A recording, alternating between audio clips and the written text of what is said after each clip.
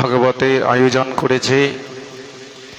তার স্ত্রী পরলোক গমন আনতে তার নিমিত্তে আজকে বাৎসরিক উপলক্ষে এই ভাগবত অনুষ্ঠান সাধুগুরু বৈষ্ণবকে দিতেছে। তাহলে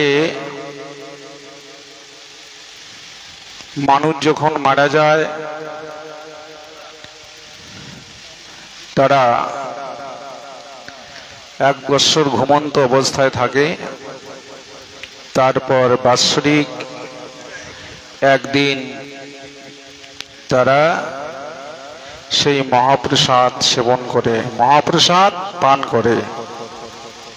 এই মহাপ্রসাদ খেয়ে তারা পরলোক আত্মকল্যাণ এবং বৈকুণ্ঠ ধাম প্রাপ্ত হয়ে যায়। তার কারণ শাস্ত্রে বলেছেন, জং জং বেপি তেজং তো ভাবে তো কলেবরম, যে আমরা যে ভাব নিয়ে মৃত্যুর সময় দেহত্যাগ করব, পরবর্তীকালে সেই দেহই আমরা পাব। এই জন্য আমাদের মৃত্যুর সময়টা সংকটের সময়। ওই দিন কেউ আপনজন হবে না, তোমার সঙ্গে সবাই তাকিয়ে থাকবে, কিন্তু কেউ তোমার আপন হবে না। আপন কে হবে?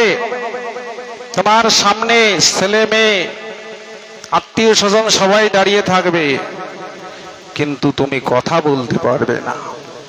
সেদিন একমাত্র আপন হবে শ্রী গোবিন্দ। এই যে শেষকালে যে আমরা সংকটের দিন, ওই দিনটা যেন আমরা ভগবানকে স্মরণ করতে পারি। এই জন্য গীতায় বলেছেন অভ্যাস যোগ করতে হবে।